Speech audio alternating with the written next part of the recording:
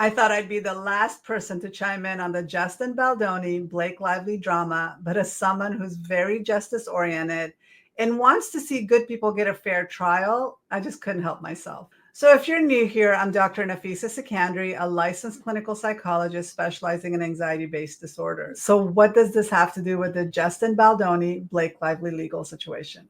Well, when I heard about the initial accusations of sexual misconduct by Justin Baldoni towards Blake Lively way back in December, I was shocked, but I was also really sad.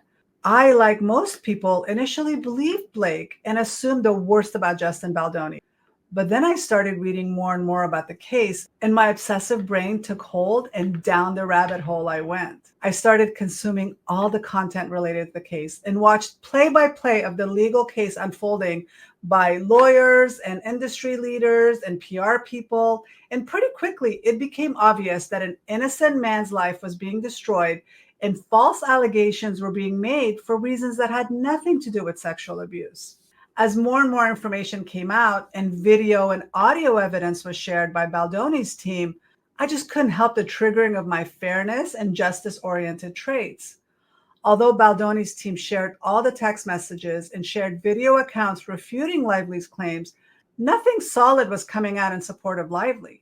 So in Blake's case, everything that has come out so far, from her onstage interviews talking about how she just can't be an actress, but has this need to take over the script and to direct every movie project she's involved in, all of that seems very aligned with what seems to have happened in her movie with Justin Baldoni.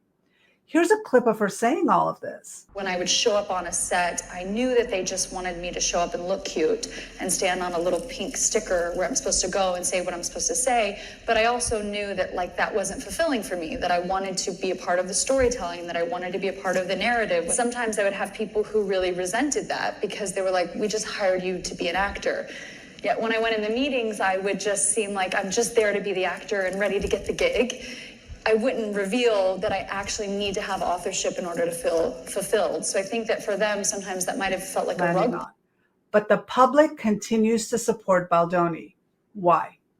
As a consumer of all this content, I believe it's because his team has laid it all out for us to decide who's right and who's wrong. And her side hasn't provided anything more than believe her because she's a woman. As a woman, of course, I want to believe a woman who's been victimized or harassed in any way, but my core values cannot, under any circumstances, allow me to believe someone who I believe is lying.